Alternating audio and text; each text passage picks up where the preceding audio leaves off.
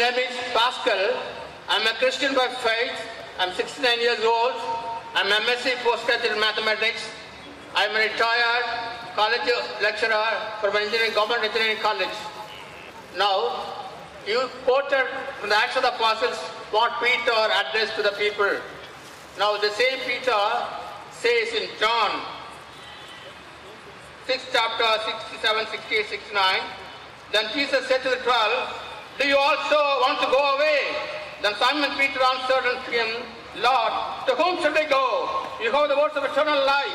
Also, we have come to believe and know that you are the Christ, the Son of the living God.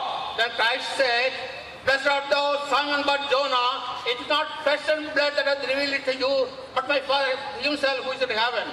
Now, to your question, I answered this question.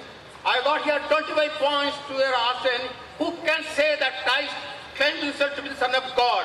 I have here 25 instances, but I don't waste no time. I need a public debate with you if you are ready to agree. Not just one day, yes, 7-day public debate with you. I can contradict every statement of yours, what you said about Christianity, and maintain my stand. Pastor, my dear pastor has asked a good question. He's quoted the Gospel of John, and he quoted that Peter said that Jesus Christ was Son of God. I'll answer this. So remaining 24 points, my student will answer. You know, there are 100 people, thousands of people in the world who want to debate with me. You know, what I say, there's a criteria for me to debate. I'll come to that afterwards. First, I will answer your question. You quote from Gospel of John that Peter said, Jesus Christ was Son of God. Brother, my statement was, if you remember, I will repeat it, there is not a single unequivocal statement, not a single unambiguous statement in the complete Bible where Jesus Christ, peace be upon him, himself says that I am God, or where he says, worship me. I want to add, and including you, if any Christian can point out a single statement from any version of the Bible, any unambiguous statement, any unequivocal statement where Jesus Christ, peace be upon him, himself says that I am God, or worship me. 3 words. I am God, or worship me. 2 words. I am ready to accept Christianity today. I am ready to put my head on the guillotine. I am not speaking on behalf of my other Muslim brothers. They may not be well versed in the Bible. Now what you quoted to me is not fulfilling my criteria. Yet I will answer. What you quoted is Peter saying that Jesus Christ is Son of God. Brother, do you know in the Bible there are sons by the tons? God has got sons by the ton. Adam was son of God. Ephraim was son of God. Israel was son of God. All those who are led by the Spirit of God are sons of God. So son of God is a word used in the Bible, means a person who follows the teachings of God Almighty. If you follow the teachings of God Almighty, according to the Bible, you are also son of God. If I follow the teachings of God, I am son of God. If you read the Psalm that says in the Romans, chapter number 8, all those that are led by the Spirit of God are called sons of God. So what is new about it? I will help you. Your 24 points, inshallah, your 24 points, my student will reply. I will help you. You know, Christian missionaries say, no. Jesus Christ, peace be upon him, is not normal son. He is the begotten son. And they quote Gospel of John, chapter number 3, verse number 16. For God so loved the world that he gave his only begotten son. Whosoever believeth in him shall not die, but have everlasting life. Brother, this verse I am quoting from King James Version. It's a red letter.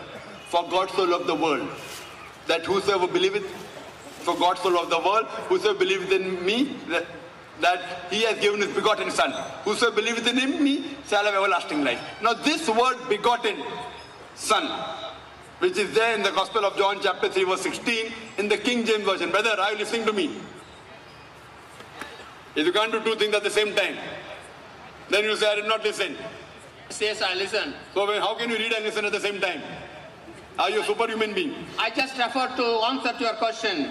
Brother, you listen to my question and you can have a debate with my student. You come to Bombay? Yes, I want to debate with you. With me, you're not about debating, brother. I'll come to it later on. So the begotten son is, begotten means sired by God. Begotten means God Almighty, you know, it's a lower function of animal sex.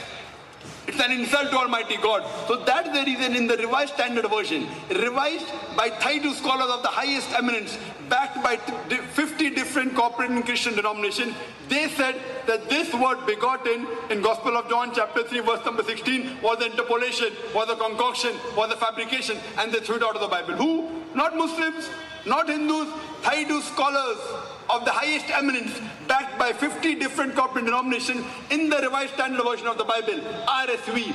They have removed this word begotten as the interpolation, as the fabrication, as the concoction. So if you say Son of God, I verily agree that Jesus Christ was Son of God, meaning he was a godly person. Where do I disagree? But he never claimed he was God. As far as your other part, 24 questions that you have, you want to debate me. If you want to debate me, there are some criteria. There are some criteria. I would not mind debating anyone who on his own can at least gather 10,000 people. If you can give a public lecture. For a public lecture, if you can gather 10,000 Christians, I will debate you. Anyone in the world, or you give your material, give your material to your doctors of divinity. You know Billy Graham?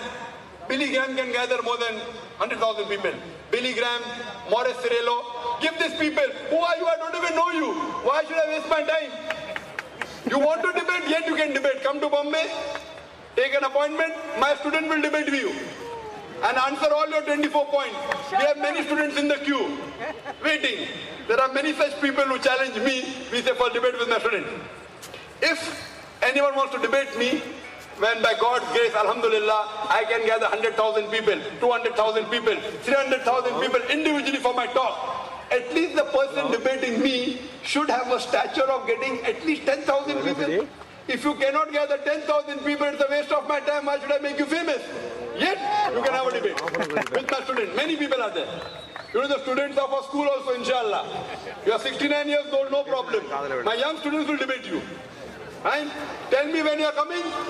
You can come there, hire the hall, you pay for the thing, fine? If you are worth someone great, we'll pay for you. If you can't gather 10,000 people, you come there, arrange for a hall, call my student for a debate, we'll have a debate. If you want to tell the date, you can announce now only. Which date are you coming to Bombay, brother? Pastor? Yes. Which date are you coming to Bombay? Tell me. I have to gather the audience, then I'll tell you. No audience. You coming alone, no problem. When 10,000 people, then you debate with me. First, at least debate with my student. Your gathering audience will take you a lifetime. I don't know how long will you live. I want to answer your questions, not my questions. My student will answer. My students are well versed, Pastor. No. When can you come to Bombay? Most welcome. Give a time, I will arrange my student to debate you. If you cannot debate my student, and you cannot gather 10,000 people, so why should I waste my time? What you can do is ask a question. You asked a question, I gave the reply. Now you can go behind the queue for your next question. Behind the queue, yes, brother. Yes, can I take the question from the sister's side, please?